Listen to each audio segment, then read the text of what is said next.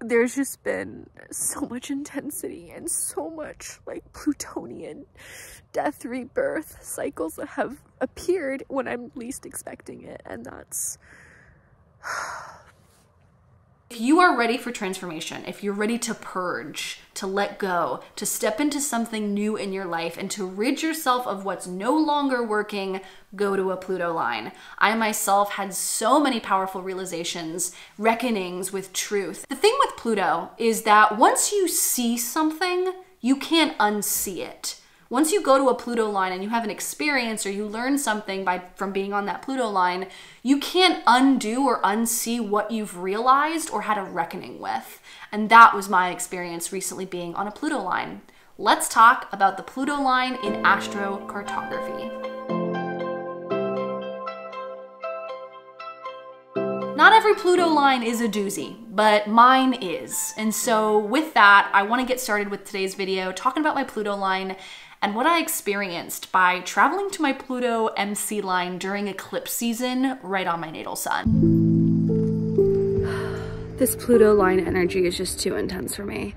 The intensity, the ups and downs, the extremes of just things happening here in Iceland on this Pluto line. I am not one to go into a trip expecting things. Like, I'm aware of the lines, but I never allow that to cloud my judgment. I'm always a neutral observer, but this Pluto line, I mean, I knew it was a Pluto line, but like, geez. Before we get started, be sure to follow me over on Instagram at Ms. Helena Woods, where I share more information on astrocartography, reels, and I've also got a free guide. So if you're new to astrology or astrocartography and you want to get started, I've got a free guide, which I've included down below in the description box. Make sure you get that for free, and you'll get all of my tips via email. I've got a whole series of stories, tips, and information to share with you, so be sure to sign up to my astrocartography newsletter to get that free advice and information. And I've also got 2 courses on astrocartography, so if you're a beginner and you want to understand how to read your map and what it all means, check out my beginner's course down below in the description. I also have a course that's more deep dive for the beginner in mind, but goes much more into understanding a chart and how to read a chart,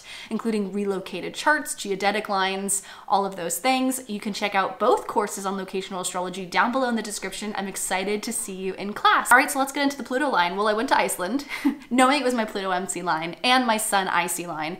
The reason why my Pluto line is more difficult than it will be for any other person is because my Pluto is exactly opposite my Sun by degree. 0-degree opposition between my Sun and Pluto. My Pluto also makes a hard square to my natal moon, so to say that my Pluto is difficultly aspected is an understatement. Going to my Pluto line was very difficult, but it's also a place that really changed me.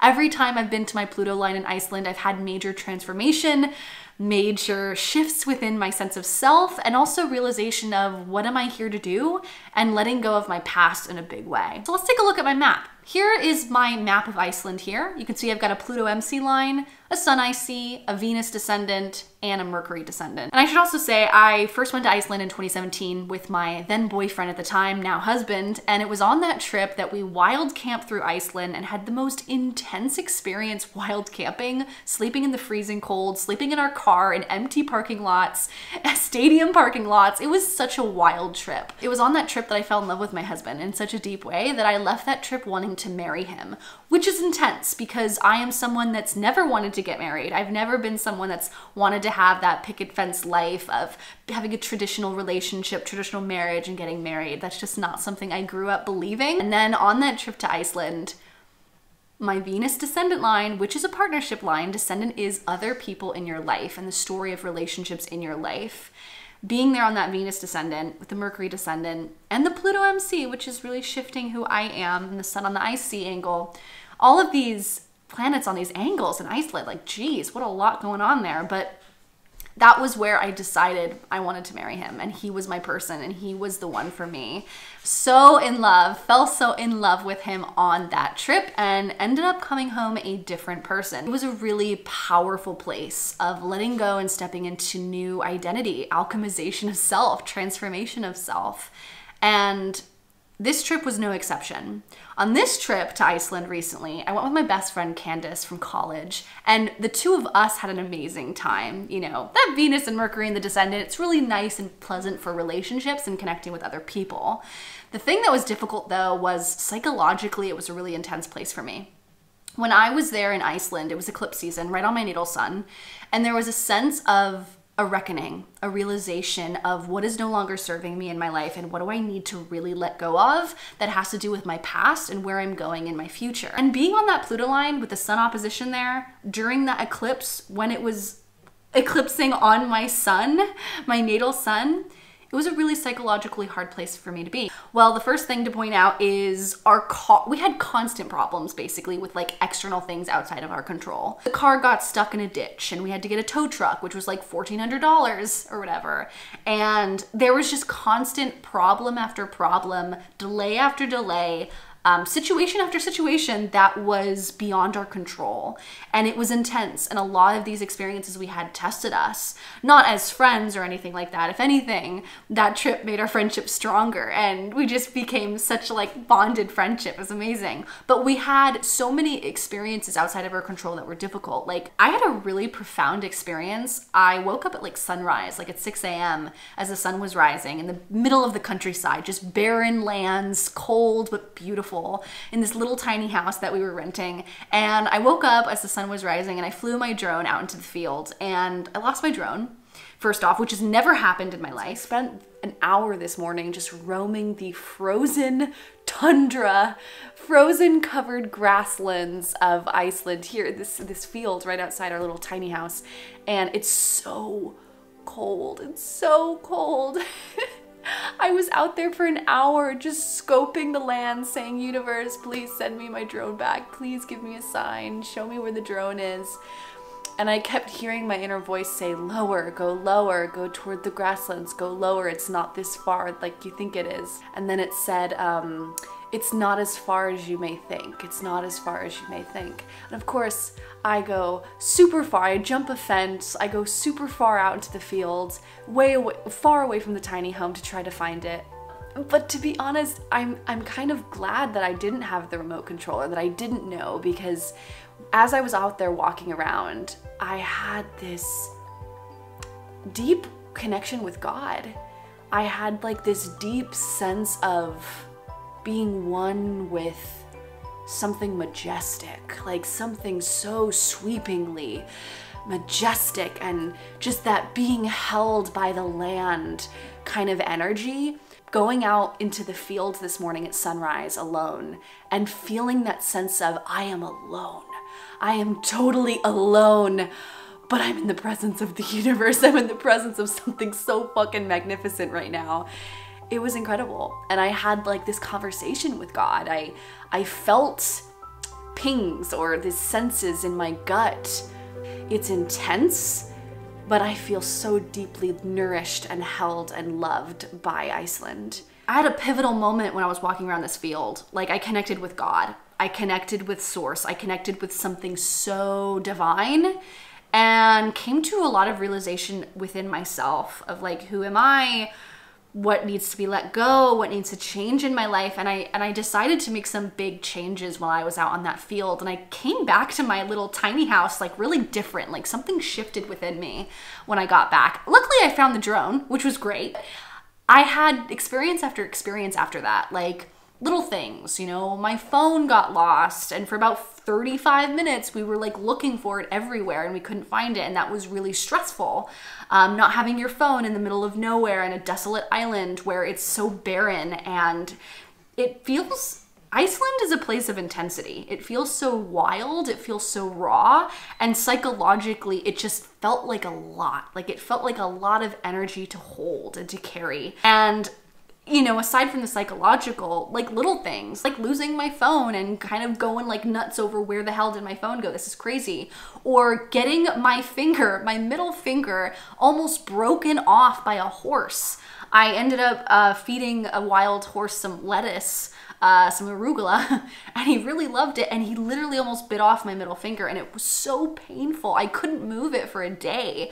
It was so numb, so red. It was just, it was really, really one of the most painful things I've ever experienced physically. There's also just so much reckoning with my childhood and what I was taught as a child. There was a reconciliation with my mom. There was a lot of conversations. There was a lot of intensity. There was a lot of little random things going wrong constantly on that trip to Iceland. And I love Iceland. And that's the thing I really want to say about all this. You can love a place and have difficult astrocartography lines there. Doesn't mean you're not going to like a place just because you have some hard energy there. You might actually love the place, but there's just a lot to carry. I have 4 astrocartography lines in Iceland. That's a lot of energy, and I felt it. And Iceland is one of the most intense, energetically, emotionally places ever in my life. Without getting too much of my personal life and, you know, oversharing my private things on the internet, I just want to say that when you go to a Pluto line, it's really important to look at the aspects to your natal Pluto, because not everyone's gonna have a hard Pluto. Pluto is intensity, transformation, truth, a reckoning, and can bring realization or buried things up psychologically. It's a great place for psychotherapy, analysis, meditation, deep realization of truth. Pluto also rules things like government, corruption, and power. So these are some key words to kind of keep in mind when we're looking at Pluto lines, but it really bears repeating to look at the aspects to your natal Pluto. If you've got a hard square to your sun or your Venus or an opposition to your moon and it's really tight, you know, we're looking at tight aspects with Pluto because Pluto is such a slow-moving planet. You know, we're looking at tight aspects. I'm looking at 3 degrees or less for Pluto aspects. You know, if we see something really hard hitting within a 3-degree aspect, that's something to keep in mind and take note of. But also we want to consider the parents as well, local space lines, things like that, the relocated chart. But also I should mention, if you are going to a Pluto line during an eclipse, wow, that will be intense. But when you go to an intense line like a Pluto line and a sun line, for instance, like a Pluto-Sun opposition when you have an eclipse, that is something that can be very intense. And nothing tragic may happen. You know, I think a lot of people love to fearmonger and think of worst case scenario, which can be helpful at times when we're making predictions with astrology. But, you know, don't expect the worst to happen, but also take caution when you see an eclipse coming up that month when you're planning a trip to your Pluto line and Pluto is tightly squaring your moon, right? So like these are just some things to keep in mind to consider when you're looking at your Pluto lines. It also bears repeating that some people can have a lot of success with Pluto lines. I can't tell you the amount of successful people I've met who have had massive business or something happening for them, fame on Pluto MC lines. People feel very drawn spiritually to Pluto icy lines, and some people who go to their Pluto ascendant lines describe it as having massive change or letting go or liberation in some way with their identity and sense of self, a letting go that's actually really beneficial for them and something that they needed. So again, don't be afraid of Pluto lines, but just really take a look at your Pluto. What are your aspects to your Pluto? And also, what are the transits? What are the timing? Are there any eclipses coming up that'll be affecting that Pluto? Those are some things to always consider when you're planning to travel to a Pluto line. I'd be really curious to hear from you down below in the comments. Do you live on a Pluto line? Have you lived on a Pluto line, or have you traveled to a Pluto line? And I'd love to hear your stories, your examples, and what you experienced, how you felt, what came up for you. And also be sure to let us know what aspects you have to your Pluto. That can really help us astrocartographers here and astrology enthusiasts learn more detail about your aspects to your Pluto to understand more of the story that's happening when you go to a Pluto line. With all that said, I hope that this supports you in any way. Be sure to subscribe to this channel so that you can follow my astrocartography travel adventures as I prepare to travel around the world, writing my book, sharing and documenting my adventures here for you guys on YouTube. So Candace and I just drove all this way because we saw that on Google Maps there was this School Beans Cafe with a cat. They have a cat apparently. Thought it was like a cafe. It's a school bus. It's a cafe and a school bus. Candace is not happy. Candace is not pleased by this information. Are you ready? Let's see what adventures wait inside. I love it. This is so great. All right, Candace, so we spent a week traveling Iceland, and I'm really sad not only to say goodbye to you, but also to say goodbye to these seat warmers. Because they're really lovely. I want seat warmers. Always, like, prerequisite for a rental car, seat warmers. My butt feels so nice. Do you have fun, Neener? Mm-hmm. Yeah. Yeah.